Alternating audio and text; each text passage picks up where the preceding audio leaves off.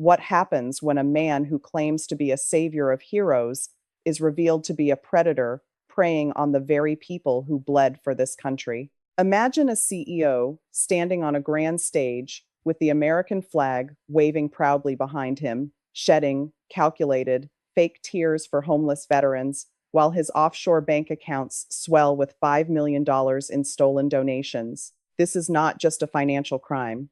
It is a direct, cold blooded assault on the soul of our nation and the honor of every man and woman who ever wore the uniform.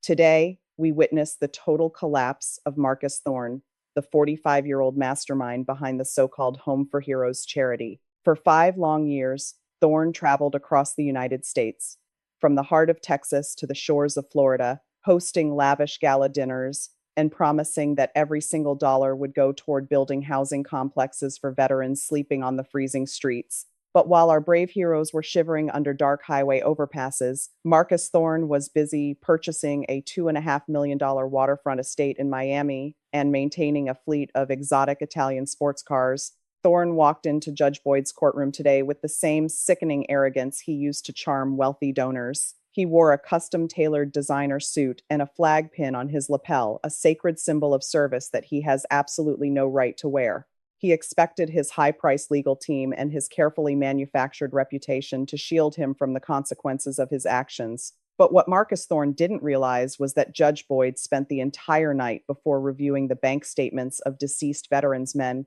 who died in the bitter cold, while Thorne spent their housing money on private jets and luxury vacations. Before we dive into this historic confrontation, I have a vital question for you.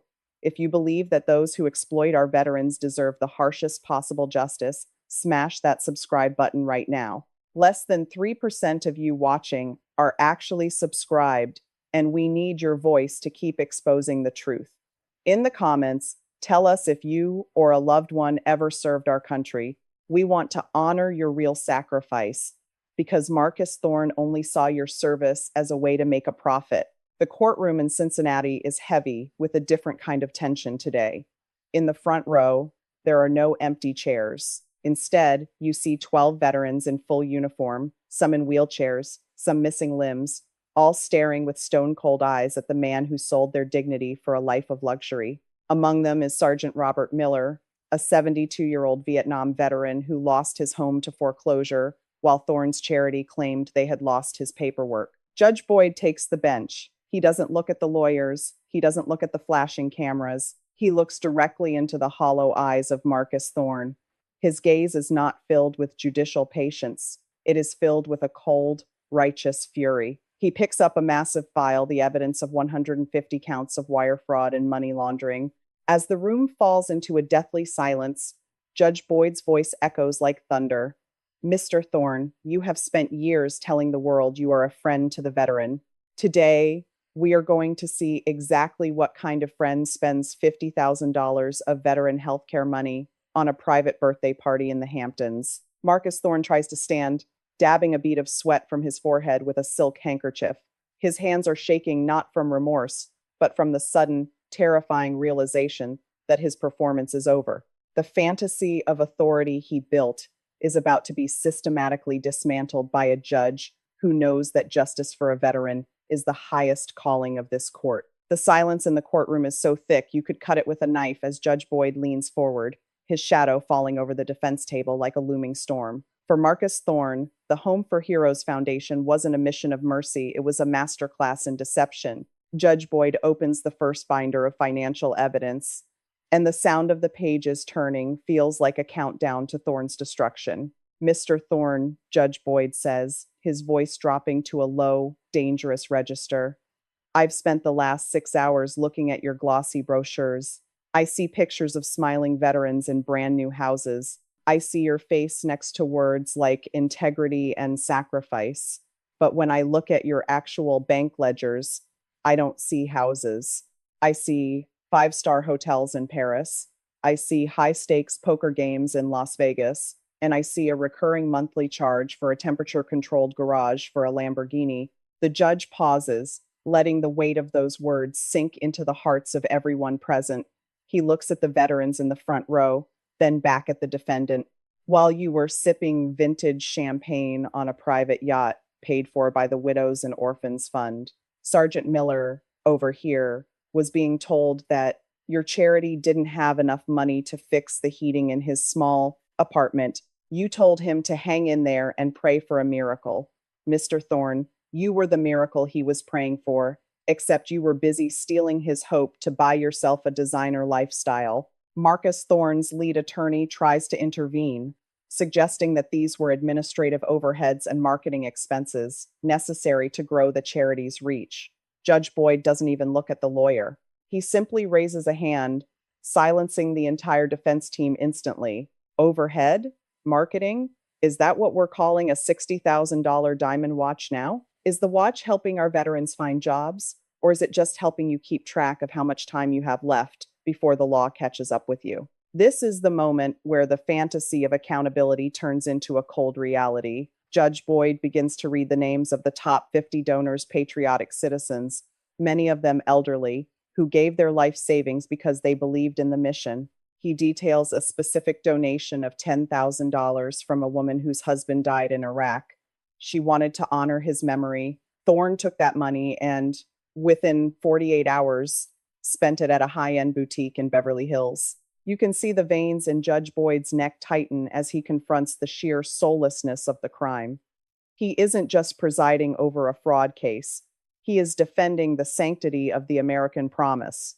He turns his attention to the success stories Thorne used in his fundraising videos. It turns out those weren't even real veterans. They were paid actors Thorne hired to pretend they had been helped, while the real heroes were ignored and left to rot. You didn't just steal money, Marcus, Judge Boyd whispers, yet the words carry the force of a gavel. You stole the one thing these men and women had left, their belief that their country actually cared. You turned their sacrifice into your personal ATM, and today, the bank is closed. Thorne's face goes from pale to a sickly shade of gray. The charismatic CEO is gone. In his place sits a small, terrified man who finally realizes that no amount of stolen money can buy his way out of Judge Boyd's version of justice. Judge Boyd leans back, his eyes narrowing as he prepares to dismantle the very foundation of Marcus Thorne's criminal empire. He signals for the court clerk to display a series of high-resolution photographs on the large screens surrounding the room. These were the images Thorne used in his Home for Heroes annual reports, pictures of sprawling, sun-drenched suburban communities, specifically designed for wounded warriors. Take a good look at these screens, everyone, Judge Boyd commands, his voice dropping to a somber tone. Mr. Thorne sent these photos to every donor on his mailing list. He told them that Phase 1 in Ohio was completed and Phase 2 in Arizona was breaking ground. He called it the sanctuary. But the FBI didn't find a sanctuary. When they tracked the GPS coordinates of these supposed veteran villages, do you know what they found? They found empty, weed-choked lots in the middle of nowhere that Thorne didn't even own. He rented them for one day, put up a fake sign, hired a film crew, and then vanished with the money. The judge picks up a glossy brochure, crumbling it in his hand to emphasize the worthlessness of Thorne's promises. You didn't just lie about the money, Marcus. You created a phantom world. You gave these veterans the address of a home that didn't exist. Can you imagine the cruelty? Imagine a soldier suffering from PTSD, packing his few belongings into a duffel bag, driving 6 hours to a location he thinks is his new beginning, only to find a dirt lot and a no trespassing sign. You didn't just steal their cash, you lured them into a desert of disappointment.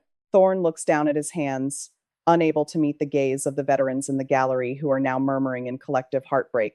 Judge Boyd isn't finished. He brings up the employment program that Thorne claimed had placed over 500 veterans in high-paying jobs. I looked into your corporate partners, Mr. Thorne, Judge Boyd continues, his words sharp as a scalpel. Most of these companies don't exist. They are shell corporations registered to a P.O. box in the Cayman Islands, all controlled by you. You weren't placing veterans in jobs. You were using their names and social security numbers to apply for government grants, which you then funneled back into your personal accounts. You turned these heroes into ghosts in your accounting software. You treated their identities like raw materials for your fraud machine. The courtroom air feels heavy with the weight of this betrayal. Judge Boyd highlights a specific case of a young corporal who reached out to the charity for help with medical bills. Thorne used the corporal's tragic story to raise $200,000 in a viral Facebook campaign. Out of that entire sum, the corporal received a single gift card for a grocery store worth $50. The rest, it was used to pay the slip fees for Thorne's luxury yacht, aptly named the High Life. The High Life, Judge Boyd repeats with a bitter, ironical smile. You were living the high life on the low points of better men. You marketed their trauma. You packaged their pain into 30-second sound bites to tug at the heartstrings of grandma and grandpa sitting at home, wanting to do something good for their country. You weaponized the kindness of the American people and used it to build a monument to your own ego. But monuments built on lies have a way of crashing down, Marcus.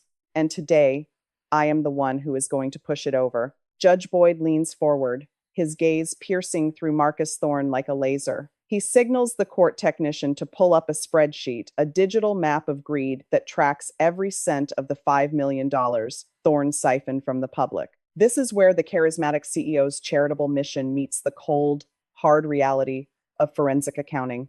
Mr. Thorne, Judge Boyd says, his voice vibrating with a quiet, lethal intensity. I've spent 40 years in the legal system, and I have seen many forms of theft, but what you did requires a special kind of darkness in the soul. You didn't just steal money, you systematically looted the patriotic heart of this country. You looked at the American flag and saw nothing but a marketing tool. You looked at the scars on a veteran's body and saw a gold mine. The judge taps the screen, highlighting a series of wire transfers made during the week of Veterans Day, a time when Thorne was on national television, pleading for donations to keep our heroes warm this winter. The records show that while the donations were pouring in at a rate of $10,000 an hour, Thorne was busy authorizing a $300,000 transfer to a luxury yacht broker in the Mediterranean. While you were on screen, pretending to wipe away a tear for the homeless, Judge Boyd continues, your fingers were busy on your smartphone, picking out the leather interior for your new Lamborghini. You weren't building houses, Marcus.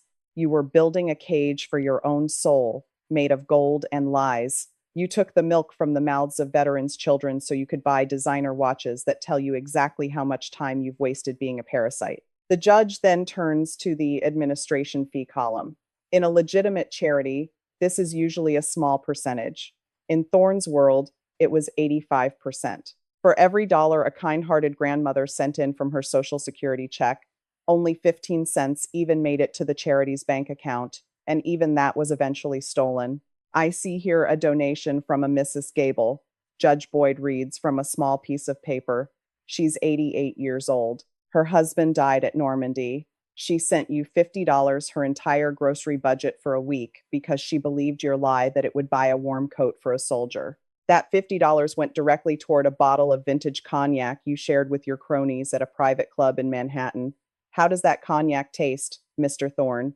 Does it taste like the cold wind Mrs. Gable had to endure because she couldn't afford her heating bill that month? Thorne tries to mutter something about complex financial structures, but Judge Boyd slams his hand on the bench, a sound that cracks through the room like a gunshot.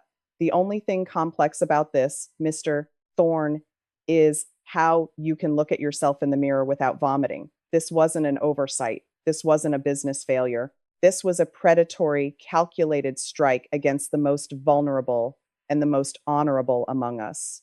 You didn't just break the law. You broke a sacred covenant. Judge Boyd pauses, the silence in the room echoing with the unspoken anger of every veteran present.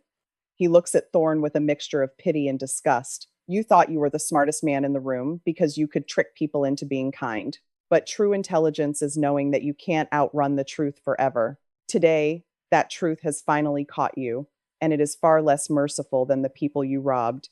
The atmosphere in the courtroom seems to freeze as Judge Boyd signals for the next witness to take the stand. This is not a financial expert or an FBI agent, but a petite woman with snow-white hair, her trembling hands gripping a wooden cane. This is Mary Gable, 88 years old, the woman whose name was buried deep within Marcus Thorne's stolen financial records.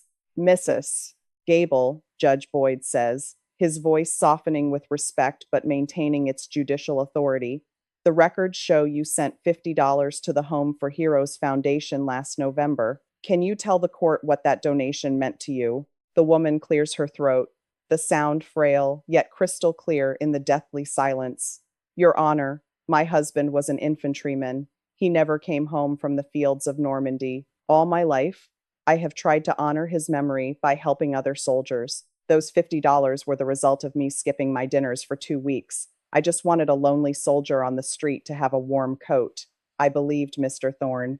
I believed he was a good man. Marcus Thorne looks away, but Judge Boyd refuses to let him escape. Look at her, Marcus, he commands, his voice slamming down like an early sentence. Look into the eyes of the woman who went hungry so you could drink the finest vintage wine at your private club. She handed you the most sacred trust a person can give, and you used it to line your pockets for a life of luxury. You didn't just steal money, you stole the final act of kindness from an 88-year-old widow. Judge Boyd turns back to the gallery, his eyes burning with righteous indignation.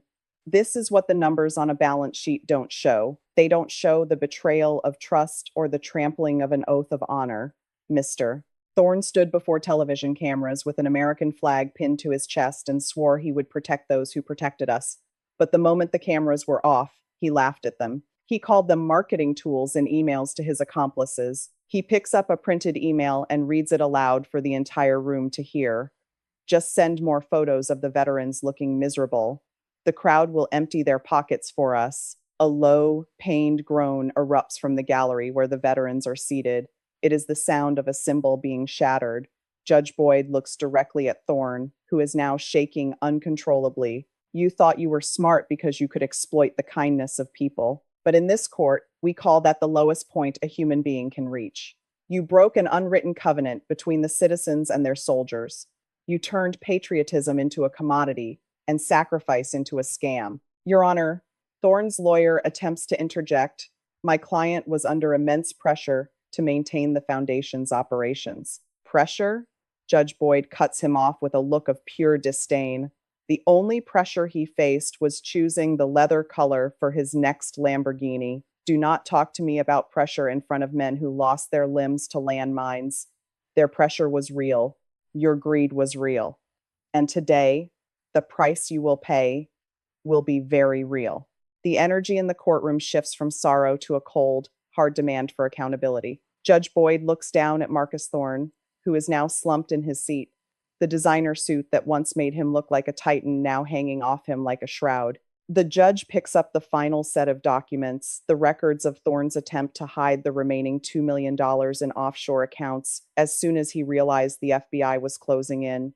You know, Marcus, Judge Boyd begins, his voice surprisingly calm, which is far more terrifying than his shout.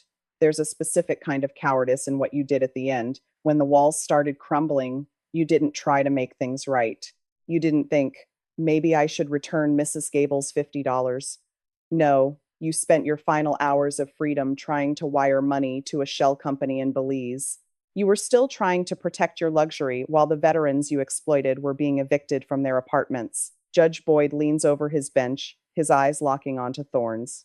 You thought the law was a game of chess, and you thought you were the grandmaster. You hired the most expensive lawyers stolen money could buy. You thought that if you filed enough motions and hid behind enough corporate layers, the truth would eventually get tired and go away. But truth doesn't get tired, Mr. Thorne.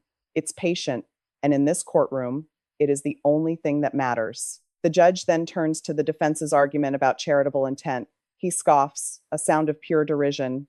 Intent? Your intent was written in every luxury car purchase. It was written in every first-class ticket. It was written in the cold, calculated way you ignored the emails from dying men begging for the help you promised. You didn't have a charity.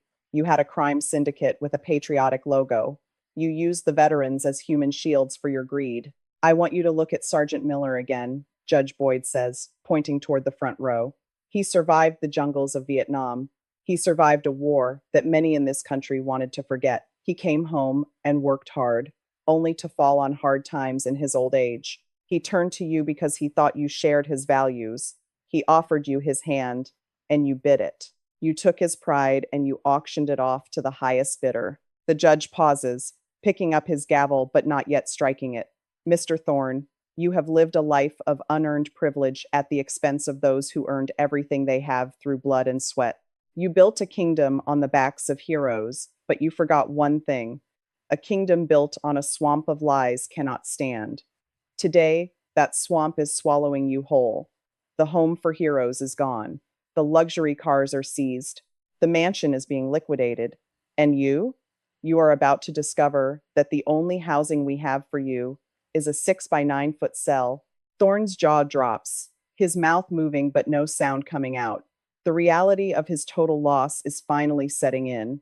Judge Boyd looks at the clock on the wall, then back at the defendant. We are moving to the final stage of this trial, Marcus, and I promise you, the mercy you showed our veterans is exactly the amount of mercy you can expect from this court. The courtroom falls into a silence so profound it feels as though the world outside has ceased to exist.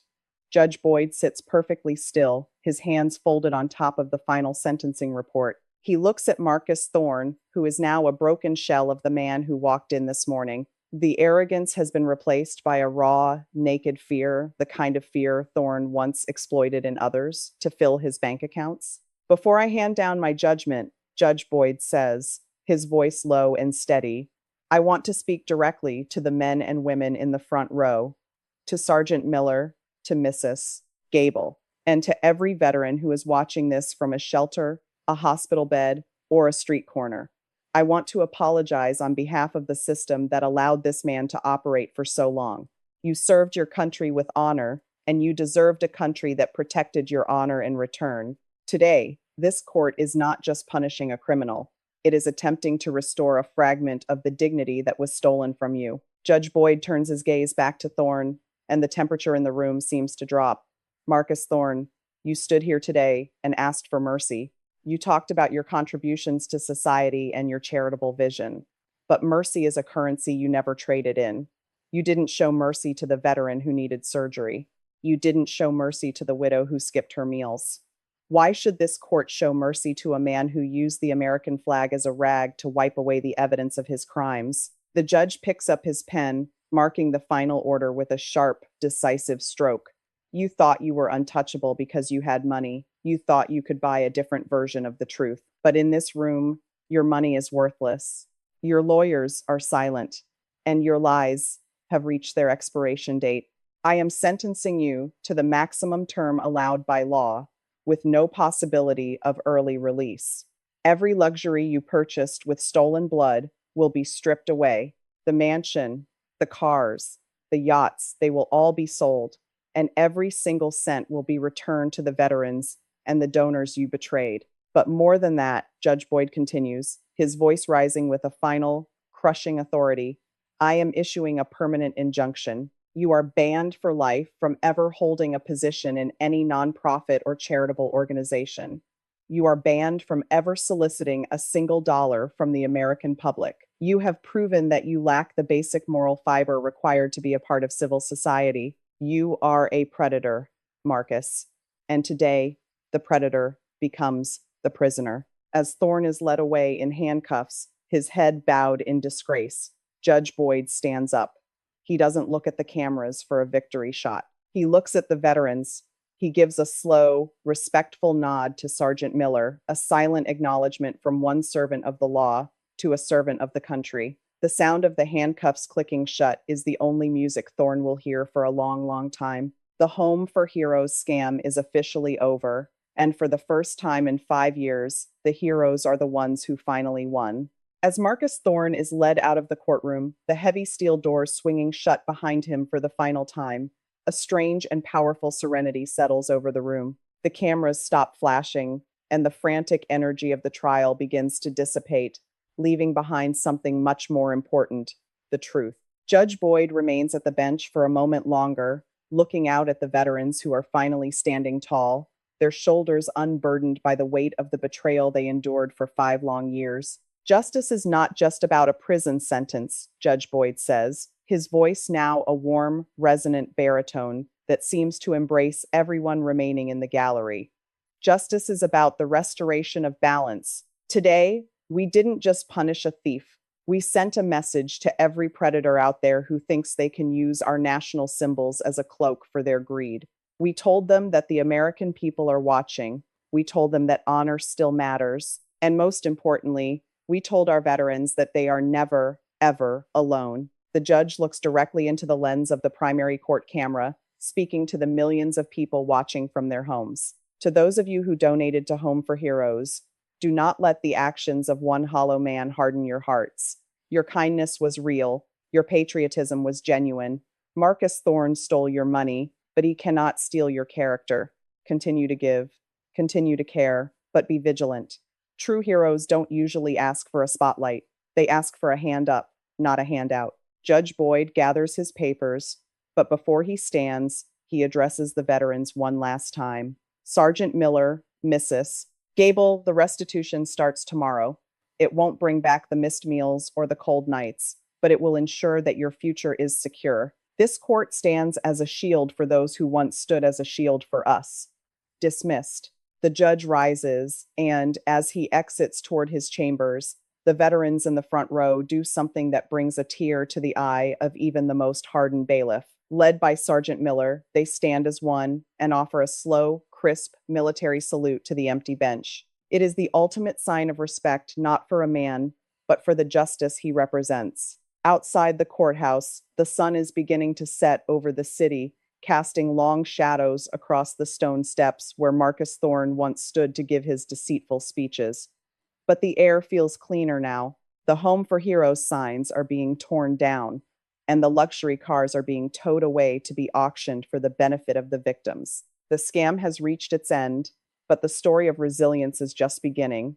If this story of Judge Boyd and the pursuit of justice for our veterans moved you, please share this video. Every share helps spread the message that we will not tolerate those who exploit our heroes. Don't forget to subscribe to stay updated on the latest trials in the fight for accountability. We want to hear from you in the comments. What should Marcus Thorne's first day in a 6x9 cell look like? Let us know below. Thank you for standing with us, and thank you for standing with our veterans. Justice has been served.